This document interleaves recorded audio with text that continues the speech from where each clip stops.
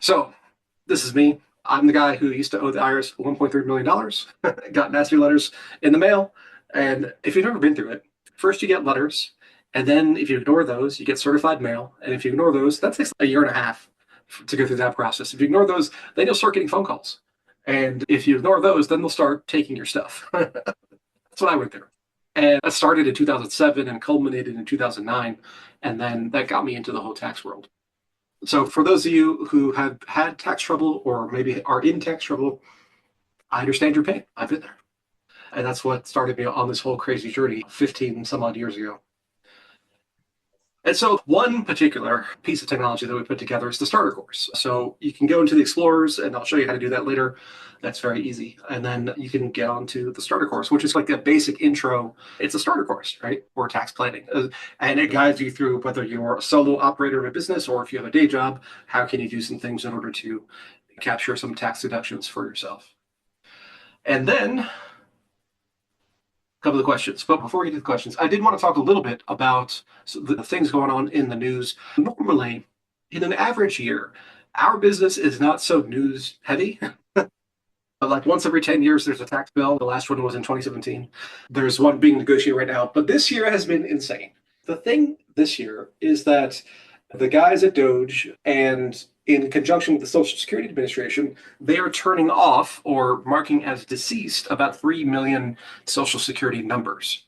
According to reports, these were numbers that were in the Social Security database, but had to have been at least age 120 and up. Some people are somewhat doubting, depending on what political side you fall on, as to whether that's really true or not. But for whatever the case is, these were deemed as inactive for legitimate purposes. And so they're turning all these Social Security numbers off and marking them as deceased. People are wondering, what is that going to mean? For people who are born in the US and given a Social Security number, usually when you're born or within a couple of weeks, this should have no effect whatsoever. I checked with it, but apparently the oldest living American is 114. So anybody 120 and over is not a real person, or at least not a living person. What could happen is that people who have used these Social Security numbers are going to have whatever benefits they were getting from that to be cut off. Could be people working under fake Social Security numbers. It could be people applying to different government programs, and then the whatever program they're applying to checks the Social Security number to make sure it's a valid number, and they say yes, it is valid, but it doesn't say, hey, this is valid, but is assigned to somebody who should be 128. They're attempting to cut down on that type of fraud. So whether that will work or not, we shall see. But that's the attempt at the moment. But for Americans who are using the Social Security number they were given at birth, shouldn't make any difference whatsoever. Elizabeth Warren was in the Senate today talking about how they're trying to cut off benefits by closing offices and all this kind of stuff. And that's not really true. So the major change was that if you wanted to apply for benefits or if you wanted to change where your monthly deposit was going, up until now, you were allowed to verify your identity over the phone, which to me sounds insane because anybody could get your Social Security number. Everybody's Social Security number has been hacked. If you go on the Tax Sherpa blog, there was an article I wrote probably a year ago at this point. There was a big hack. The interesting thing about this one was that normally the people who hack Social Security numbers or bank accounts or whatever, they sell that to other malicious actors. This particular data dump was put just on the web publicly. Anybody could have downloaded it, and anybody did download it. And so there was a tool in there that you could check your Social Security number to see if it had been in this data hack. And I checked mine, and yes, it was. Now, the address that it had for me was my parents' address, which I haven't lived at since 1996. But it was an address that I had, and it was my Social Security number. I know my info is out there, and your info probably is too. So the fact that anybody could get on the phone and say, oh, I'm Mr. Jones, and my Social Security number is 1234, whatever. And if you could change, I got a new bank, if you could change the deposit to this new bank, that would be great. That's a terrible system. So I think that's a good change that either you have to go in person to verify your identity, or you have to use the online tool, which you have already verified your identity through the online tool. I think that's fine. That doesn't mean you can't call with a question. It just means you can't call and have monetary impacts on the account. So That's the story. The news about Social Security offices being closed is not wrong, but it's what's the word? It is cast in a deceptive way. So there are many rooms that have been closed, like within other buildings, but the Social Security office is still there. That's it's just a weird way to frame the news. So yeah, so that's what's going on with Social Security. So everybody who's getting benefits should continue to get benefits. If you're going to apply for benefits, then you're either going to have to do it online or in person, and that's where we are. Yeah. Serena, have we had any questions about Social Security specifically in the last week or two? No, No? so no, but the news is there to scare you, right? Like media Yeah. is there to put everybody in a fear kind of state of mind. Yes, I would say that's true. If it bleeds, it leads, as they say. A lot of Okay. people believe. Yeah. Now, one other thing I wanted to share with everybody is that I don't know if you use Twitter the same way I do, but I'm in a lot of like business threads and tax and all this kind of stuff. And one of the things that people are doing with the latest AI tools, there was a release a week ago or so about how the image generation has gotten a lot better. And so people have been posting like fake receipts for things. And usually they're just jokes, like for $1 gazillion. I saw one today. But it got me thinking for the malicious actors out there, it's like you could generate a pretty good looking receipt as though you had taken a picture of it and include that with your files and say, hey, I spent cash on this thing. And so let's turn it into a deduction. And the thing with cash is that the receipt is the proof, right? So if I have a picture that is indistinguishable from a real thing, then I don't know how you would actually combat that. So I gave the same prompt to both Grok and to ChatGPT. And I'll show you, Grok did not do a great job. So I said, can you make me a photorealistic image of a receipt held in my hand? The vendor should be Waffle House. The items on the receipt should be 2 drinks for $3.98, one scattered smothered covered for $9.78, one waffle for $10.22. I have no idea if those prices are right. The receipt should subtotal to $23.98, add tax of $1.68, and total out to $25.66. The receipt should then show cash paid of $30 and change issued of $4.34. So the difference between the way I write that and the way most people are the ones I've seen are that none of them have gone into that detail. But if you were trying to scam somebody or scam your tax preparer or whatever, that's the kind of detail you would need. So you can see here that it's not great on the Grok side of things. Text is did not work out well. But a ChatGPT, that came out pretty good. The only thing it messed up on was it said change of 4434 instead of 434. And that could be easily fixed. But everything else came out perfectly. That's crazy. Yeah. So Right? Receipt. that's receipt. That could be my hand. I don't know. Yeah, If you're trying to create fake receipts, the time is now.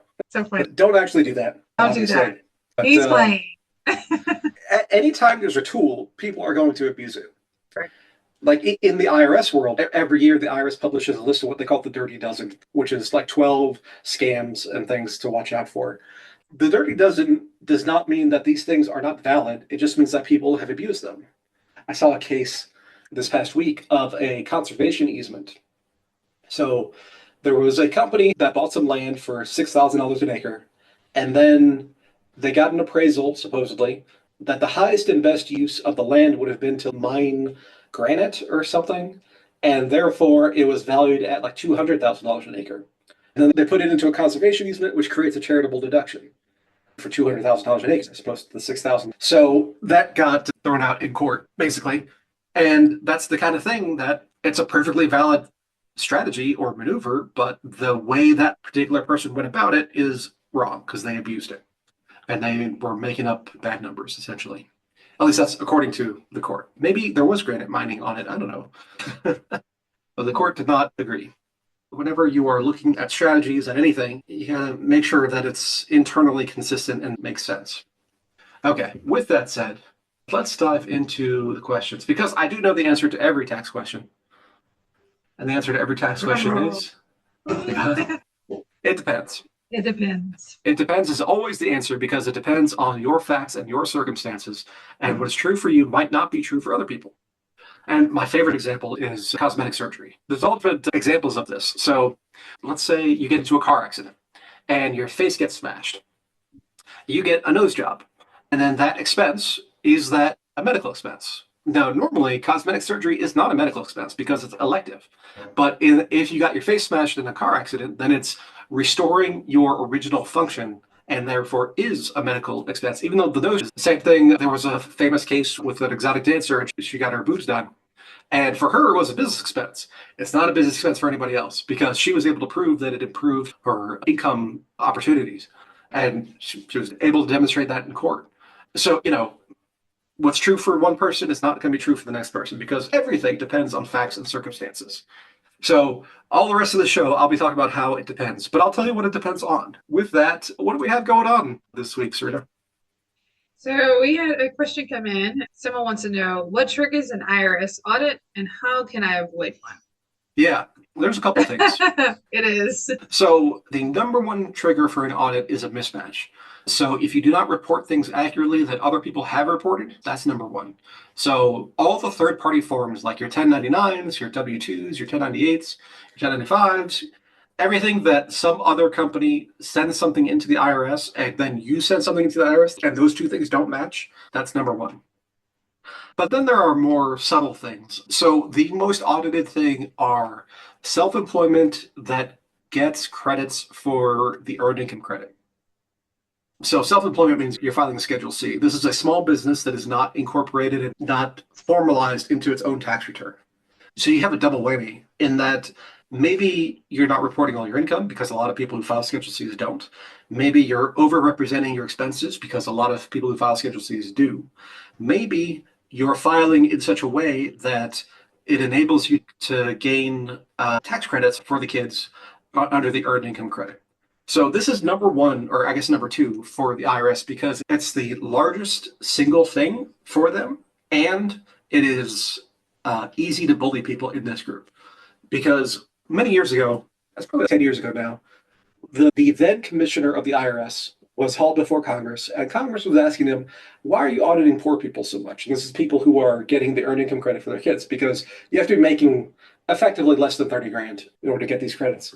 So why are you auditing poor people so much? And the commissioner says a couple of reasons. One, auditing rich people is a lot harder because they have tax professionals, they have lawyers, they have all these people on their team, and they have much more sophisticated strategies, which requires us to have much more experienced revenue agents. And those people are actually harder to keep on the payroll because they can go off into private sector and make more money. So that's number one. Number two was that it was just easy because when the IRS sends a letter to somebody making $22,000 and says, hey, you owe us money, they just roll over and cave and they don't fight back because they don't have tax professionals on their side. They're not paying thousands of dollars a year to get their taxes done. They're just going to some shop that charges them $100 or whatever. So that's number two. So having self-employment income that is not third-party verified, didn't come from a 1099, didn't come from a W-2 or anything, just say, hey, I made 15 grand and I happen to have two kids and therefore I'm entitled to all this money from the government. In fact, there was another story this week of there was apparently somebody who worked for a Jackson Hewitt franchise, might have been Liberty Tax, or somebody who works for one of these franchises was out in front of the Roosevelt Hotel in New York, where a lot of migrants are being housed by the state of New York. And they were handing out, I don't know, leaflets or something about how they can get $14,000 in tax refunds because basically the argument is that they would create these fake Schedule C businesses and then claim credits for the kids, and then you get a tax refund. There's been a big uproar online about this, and we'll see if anybody gets prosecuted or not, but probably not. But so that's number two. Number three with audit triggers is things that are just out of line. So I had one client that was a married couple. They came in, this is, I don't know, 2013 or something. So they come in and they're a new client and they bring their old tax returns. And they brought this letter. And the letter said, we are charging you a frivolous tax return penalty, which I had never seen before. It was a flat $5,000 penalty. And they said, yeah, we never got our refund last year. And I said, okay, let's look at it. So I'm looking through the letter, and the letter says you have filed a tax return that is false on its face, meaning that we don't even have to look into it. We're just assuming that you're lying, and we're going to charge you $5,000. And so I was like, okay. And so I looked at their previous tax return, and husband was an engineer, wife was a teacher, I think it was. And so I'm looking through the tax return. It looks fine. I don't see anything that would cause that kind of letter. And so I'm like, this tax return that you're giving me does not match this letter. So what I told them to do is go get their transcripts from the IRS to see what was actually filed. And it's a good thing I did. So they come back like a month later because it takes time. The tax return that was actually filed was the one they gave me previously, but with the one was the federal fuel tax credit. So this is a credit for every time you buy a gallon of gasoline, there are taxes built into that gallon of gasoline for that price. Like I just filled up the other day. Georgia here is fairly cheap. I paid 307 a gallon, and there's, I don't know, 20 cents of tax inside that 307. And so if you use it for certain purposes like off-road construction or charitable things, then you can get those taxes back as a refund. And on the tax return, all you do is you put in a number. So yeah, I used 4,700 gallons last year. And it calculates the number and says, okay, you get a refund of whatever, $3,000. And so what we found out, well, it took a little bit of investigating. What ended up we figured out happened was they went to a tax preparer. They were given the version they gave me. And then after they left, the tax preparer changed the tax return to add this on and then filed that in order to gin up the refund and so he could get some more money. We went through all that and said, okay, that's the reason. And so what I advised them to do is that they should go to the Taxpayer Advocate Service. The Taxpayer Advocate Service is the advocate service for taxpayers against the IRS. So it's like their own internal affairs kind of thing. And their job is to help taxpayers when they can't get resolution from the IRS. And they ended up ignoring my advice because it turns out the taxpayer was the husband's brother. And so the brother ended up costing them whatever the refund was, plus $5,000. And they decided to not pursue it because family stuff. That's another one. If you find yourself with federal fuel tax credits, that's a huge audit risk. And other things like that are just out of balance for your particular situation. It's hard to give a general rule there because, what's out of balance for you might is going to depend on your situation. But you just want to be mindful of that. I was just working on a tax return where the taxpayer is getting a big refund because he didn't take any of the Obamacare credits up front. So he paid the full way and he's entitled to credits though, because they should have kicked in like 80% of whatever he paid. And last year, the IRS gave him trouble about it. But he's 100% entitled to this. So just because it's a big number doesn't necessarily mean that it's a problem. But the larger the number is, the more friction there can be. Sometimes they have to take their time. One of the stories from my old mentor was that he was working for a company and they had double paid their Michigan state tax payments. So they paid estimates, and then when they filed their tax return, they didn't put the estimates in there, so they paid again. And they ended up they should have gotten a refund of like $300,000 or something like that. It was a big corporation. And so they sent in this request to the state and say, hey, you owe us money. And a month goes by, 2 months go by, 3 months go by. They end up calling the state and say, hey, where's our money? And it turns out that in Michigan, if a check was more than $250,000, it had to be signed by the lieutenant governor, like personally. And it's just sitting on his desk, and he hadn't gotten to it. Took him another couple of months to get to it. Those kind of things can come up when it comes to larger numbers. But yeah, I'd say as far as like one, two, and three, that's probably the number one, two, and three triggers for audits. Now, there's always random pick your name out of a hat. That happens. And also each year, it seems like the IRS picks a pet issue. Now, we never know what that issue is until the audit cycle hits in about 2 or 3 years after the fact. So, like some years, they'll look at charitable contributions. So, you gave $5,000 to charity, let's see your proof. And other years, it's been unreimbursed employee expenses, which is no longer a thing since 2017, but that was one. Schedule Cs are always high on the list. It just varies. And you have a certain probability of just getting randomly selected for these kind of things. So you might do nothing wrong and still get an audit, but you definitely want to make sure that things are as buttoned up as they can be on your side. So Neil, really quick. So there is an audit risk, right? Percentage, like what is it? What's the percentage nowadays? For this year, it's hard to say, but in the past, it's been about 0.5%.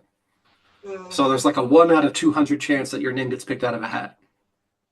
But the more money you make, also the higher your audit risk goes. So if you're making over like 5 million, you basically have a 1 in 20 chance of getting audited just because. But yeah, that's might be changing with all the layoffs and everything. So we'll have to see how that goes going forward. okay. All righty, Fatma. All right, guys. So we have a question from one